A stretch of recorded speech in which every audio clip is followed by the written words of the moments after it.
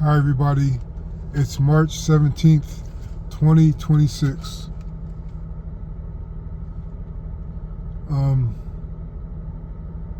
A lot of times as an adult, we try to be the best that we can. And it just so happens that in certain social situations, people have limits to their patience, people have limits to their kindness, they have limits to their trust. And so even good people start to play tricks on each other. And it becomes kind of a cold, kind of a calculating game that adults play that they find themselves in. And some may suggest easily will go above them and don't play the game. And yes, that is the best way to go about it. And that's what you should do. And but even if you give up on trying to play these social tricks on each other and playing the game, you're going to be looking out for tricks to protect yourself. You may start to look over your shoulder more often when you're around people you don't know or around people you don't necessarily feel comfortable with yet. And so you start looking for tricks. And the caveat I could say about starting to look for tricks is that you'll slide into playing the game of these social games of chess or whatever you want to call them. You'll slide into feeling anger and responding to being disrespected in a way that the game is trying to get you to pull you into play. So you start to look for these tricks, and you think you're protecting yourself, but you're really putting your toe into the game of the water of the game.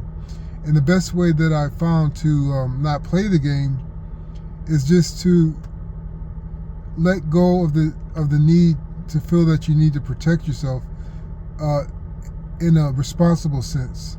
And so when you start to feel more confident in God protecting you and God working things out, and you don't play the game, the truth comes to you, and the truth protects you.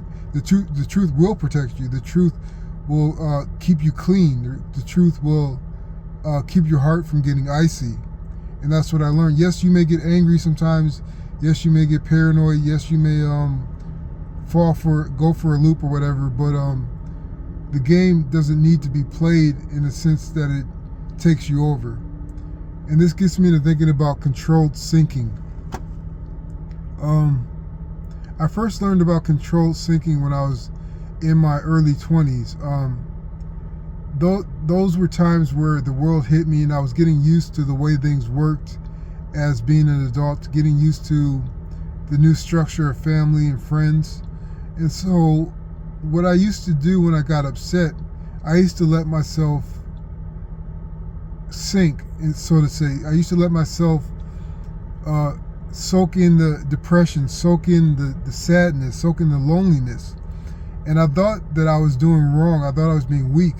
But what I noticed when I let myself sink in its controlled fashion, controlled by saying controlled, I mean doing what I wanted to do, just not doing anything and giving in. Just doing what I wanted to do and letting my standards fall for a certain measured time. What I learned, that I thought I was being weak, but what I learned, what I was actually doing was allowing myself to see myself in a situation that I didn't want to be in, allowing myself to see what it means to let go of my responsibility, allowing myself to see potentially how far I can sink. So when you have control sinking in this fashion, before it gets to be a bigger problem, you kind of show yourself that this is not what you want to do. This is not where you want to go. This isn't the person you want to be.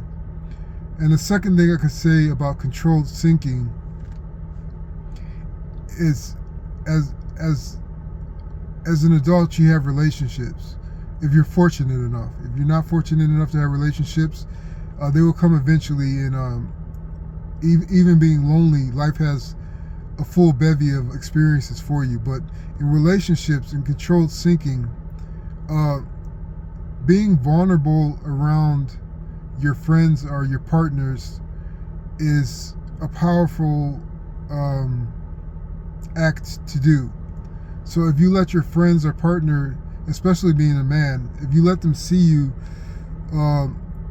giving in and just taking a knee for a moment, yes, you risk the chance of your friends or your partner losing respect for you, but by doing that and surviving it, even if you lose your friends or your partner, you know that you have a life that goes on, the life that regrows what has been killed off, that replaces weakness with strength when you take a knee for a moment. And if these people decide to stay in your life after seeing you in a vulnerable state, you become even more confident in yourself. I'm not saying that you should shirk your responsibilities and not protect your loved ones and your friends, are just, unresponsibly leave them hanging. But for a moment, just if you could just let your heart show for a moment, you will see the strength that you gain from showing your back, so to say, for a moment. It's about it relates to what I was talking about yesterday, when you have to get used to defeat, because defeat is not the end. So showing your vulnerability is not the end. You may lose your pride, but you won't lose much else. And the last thing I could say about controlled sinking is, if you have a temper like I do, your temper could be from frustration with life in general. It could be from a history of feeling like you have been teased, or if you have feeling like you've been disrespected all your life, and you're just at this point when you're just fed up and your temper just reacts instantly. With controlled sinking, in order to get a handle on your temper, I would say get used to feeling angry and not doing anything about it, just for a little bit. You should never aggressively attack anybody in any case, but just get used to feeling angry and not doing anything just for a few moments.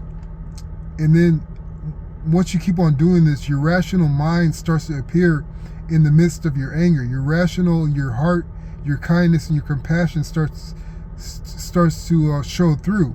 You still might retaliate and bite back and snap at people, but if you could raise your consciousness to peek out even in the midst of your fury, you start to negate the control that your temper has on you. So I hope this helps. Thanks.